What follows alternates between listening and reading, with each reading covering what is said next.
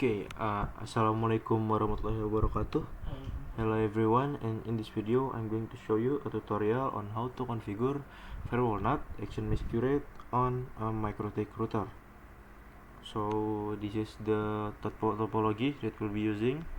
There is three MikroTik router here. Di sini ada satu ya, ada dua ISP, itu ISP-A dan ISP-B. Lalu di sini ada router office atau router kliennya nanti akan menerima internet. Lalu di sini ada and there is one client. So Firewall-NAT masquerade is one of the feature in the MikroTik router used to connect a local network to the internet.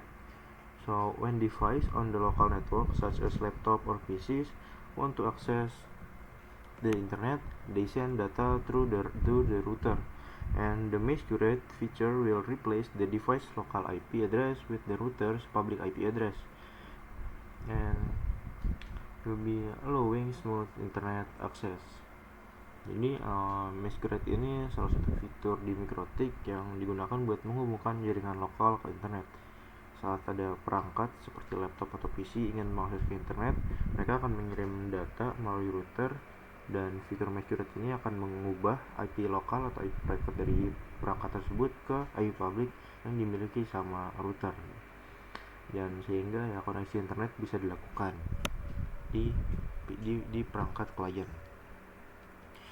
So without further ado, let's get started with the configuration. We can open in the ISP-A here, login admin. Now we can change the identity by using command system identity set name ISP-A. After we change the IP address, now let's ensure that the ISP-A obtains an IP address automatically on the interface connected to the internet. So to verify this, we can check the DHCP client and the IP address. So to this, we can use command IP DHCP client print, and then IP address print. IP address print. And as you can see, the ISP-A has IP address automatically in the Ether 1, and the Ether 1 is directly connect into the internet. Sini juga ada DHCP clientnya juga statusnya bound, dia sudah dapat address ya. Di IP addressnya juga sudah ada, ini di flagnya itu dynamic, berarti IP address ini didapatkan secara otomatis. Next we will adding an IP address to the interface Ether 2 according to the topology. So here in the ISP-A and the Ether 2, we will add an IP address, yaitu adalah 11.11.11.0/30. Jadi di sini kita akan tambahkan IP addressnya di ISP-A pada interface Ether 2.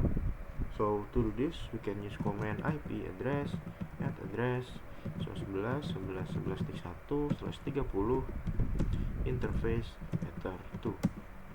Now we can check IP address print.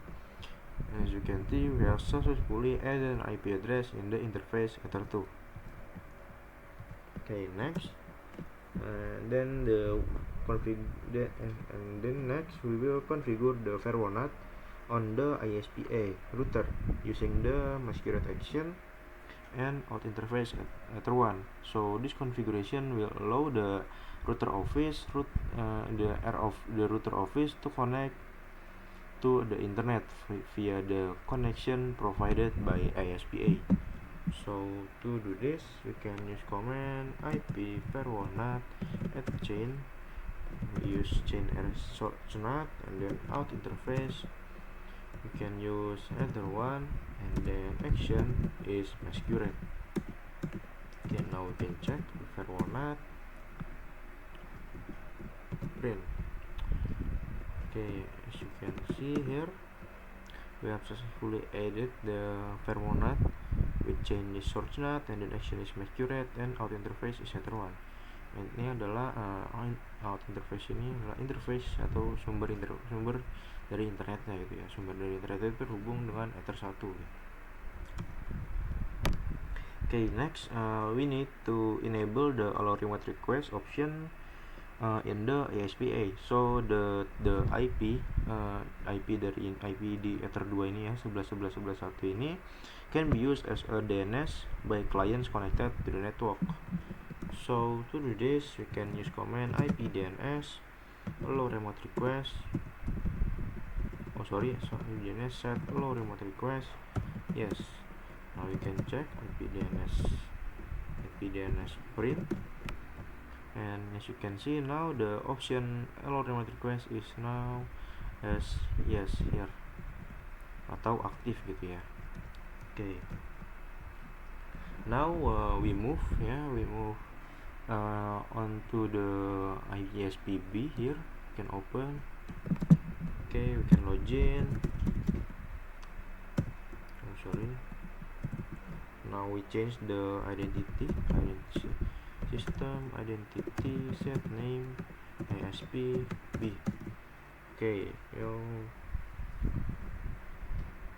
then we make sure the ISPB obtain an IP address automatically, so we can check IP DHCP client print, then IP address print. And as you can see, ISPB has an IP address automatically in the Ether 1 here, and the address is ini ya 10.0137.102. Ini didapat IP address ini didapat dari internet gitu ya, secara DHCP.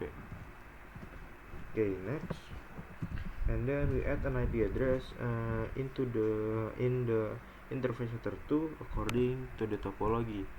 So we add an IP address in the Ether 2 in ISPB here, and the IP address is 21.21.21.0/30.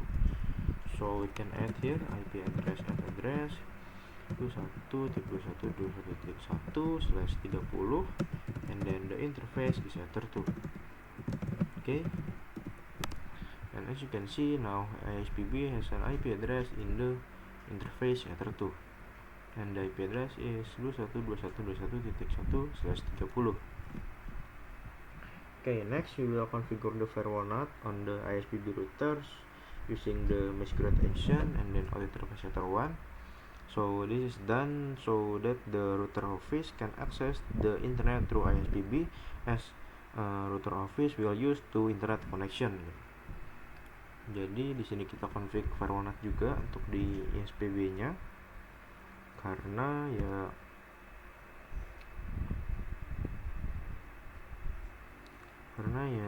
router office yang ada di bawah sini dia akan menggunakan dua jalur koneksi internet, yaitu dari ISPA sama dari ISPB gitu. Jadi kita tambahkan di firewall NAT di sini IP firewall NAT chain, we use chain is source NAT ya, source NAT, and then action is masquerade, and then out interface ini adalah interface, ini adalah sumber internetnya, itu berada di Ether 1 ya. Jadi kita masukkan di sini Ether 1. Okay, check IP firewall NAT print. Okay, we have successfully added the role of firewall NAT here. And then next we need to enable the allow remote request option in the ISPB.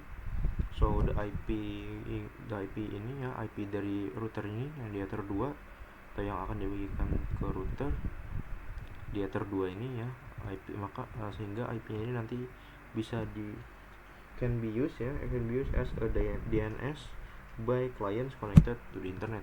So to this you can use command IP DNS set allow remote request. Yes, now we can check IP DNS print, and as you can see the allow remote request option now has status yes atau sudah kita aktifkan gitu. Okay, now once the configure on both ISP router are complete, the next step is configure IP address on the router office. So we can open the router office here. Okay, we can log in first, and then we change the identity name here. So system identity name router office, office. Okay, now we add an IP address to the Ether 1, Ether 2, and Ether 3 interface based on the topology. So here ya, kita tambahkan IP address di Ether 1, Ether 2, dan Ether 3. Di Ether 1 itu adalah 11.0.130, di Ether 22 1.0.130, dan di Ether 3 ini yang akan IP yang akan dibagikan dari router office ke klien gitu, yaitu adalah 31.0/24. Jadi di sini kita tambahkan IP address, address 11.11.2/30 interface Ether 1. Di sini kita pakai titik 2 karena titik satunya sudah digunakan sama router ISP gitu ya. Oke, next IP address 21.21.21.2/30. Ini juga sama, kita pakai titik 2 karena titik satunya sudah digunakan sama ISP. Okay, and then this is the interface for Ether 2.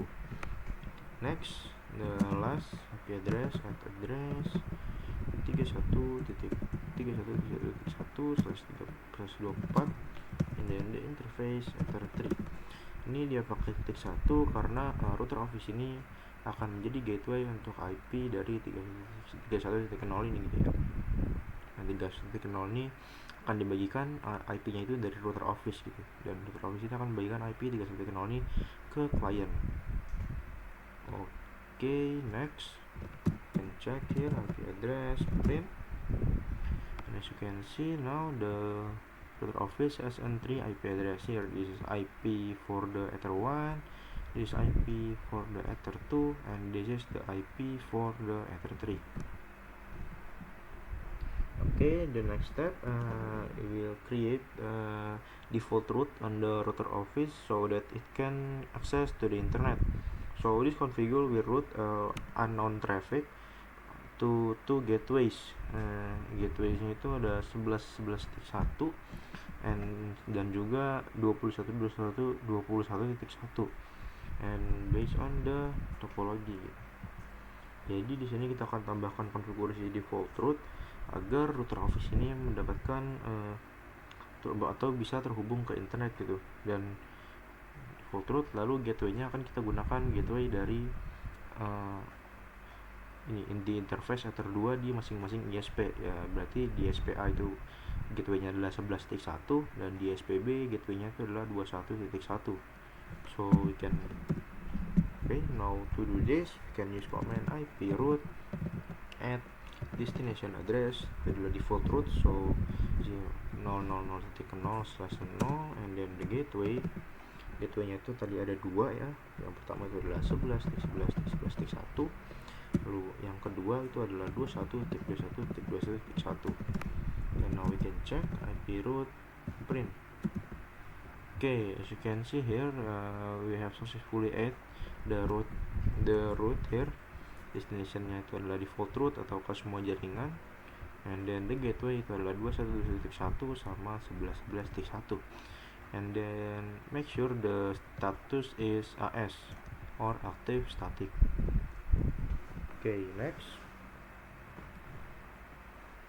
we will configure the DNS server on the router office using address 11.11.11.1 and 21.21.1 to allow router to act as a DNS server for client.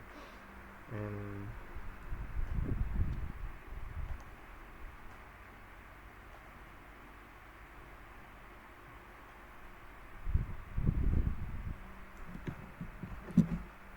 ya, ini di sini kita akan konfigurasi DNS server di router office dengan pakai IP gateway dari masing-masing ISP, yaitu adalah 11.11.1 dan juga 21.21.1, sehingga router bisa menggunakan sehingga router ataupun klien bisa menggunakan DNS tersebut. Okay, so to do this we can use command IP DNS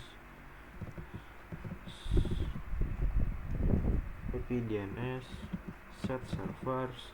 Nah, di sini kita masukkan IP-nya itu adalah 11.11.11.1, lalu ada 21.21.21.1, and then we add ya, kalau remote request ini juga kita yes, dan berarti juga kalau di router office sini dia punya IP itu adalah 31.31.1, dan 31.31.1 ini juga nanti akan digunakan sebagai DNS server untuk client gitu. Okay, you can check the DNS print.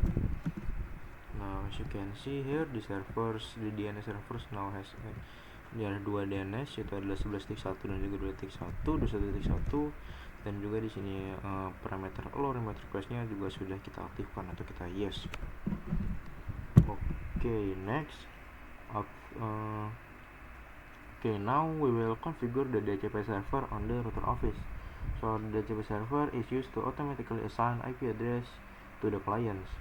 So to do this, we can use command IP DHCP server setup.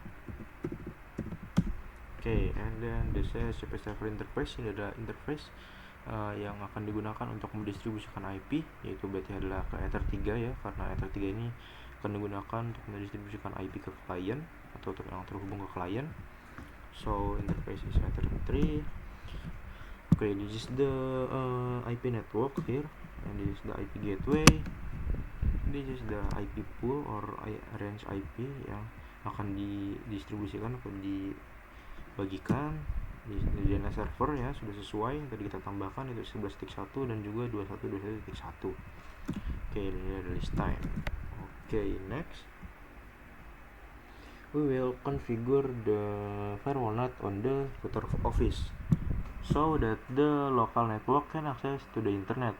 Since there are two outgoing paths, namely Ether 1 and Ether 2, NAT must be configured twice using the masquerade action for each interface. Jadi karena di sini terdapat dua jalur internet ya, dua jalur internet, yaitu ada di Ether 1 sama Ether 2, yang mana itu adalah terhubung ke ISPA dan ISPB ya di sini Ether 1 dan Ether 2, maka kita perlu menambahkan konfigurasi firewall NAT di kedua interface tersebut. Okay, so to do this, you can use command IP firewall NAT change source NAT, and then action is masquerade out interface. Itu adalah pertama untuk Ether 1 dan yang kedua itu untuk Ether 2. Now we can check firewall NAT print. As you can see here, we have successfully add. This is firewall NAT for the Ether 1, and this is the firewall NAT for the Ether 2. Okay. Now we will do the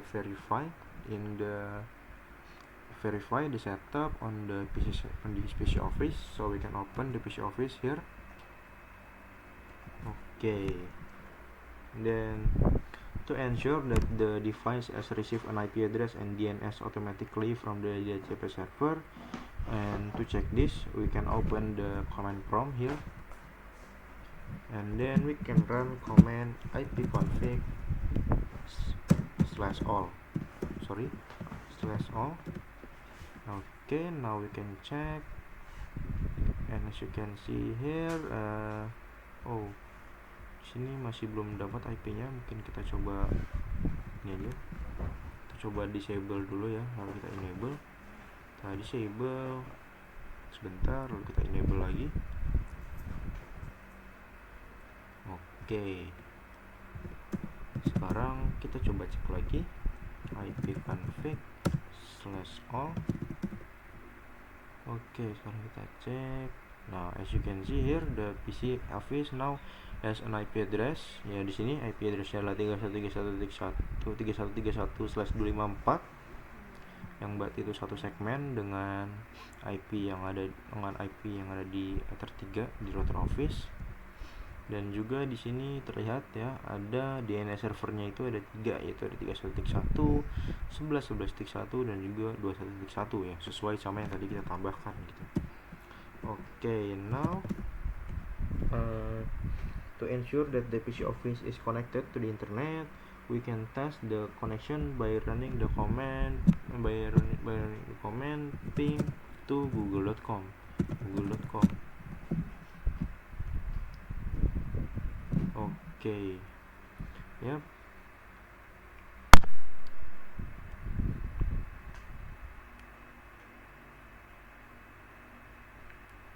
So if replies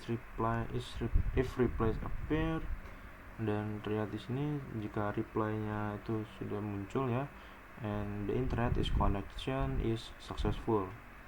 Jadi jika kita mendapatkan balasan reply dan reply-nya muncul, maka koneksi internetnya sudah berhasil kita lakukan, sudah berhasil gitu ya, dan PC ini sudah terhubung ke jaringan internet sekarang. Oke,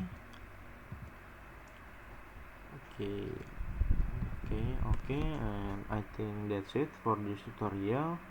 And mohon maaf bila salah kata dan kekurangan. Thank you for watching and see you in the next video.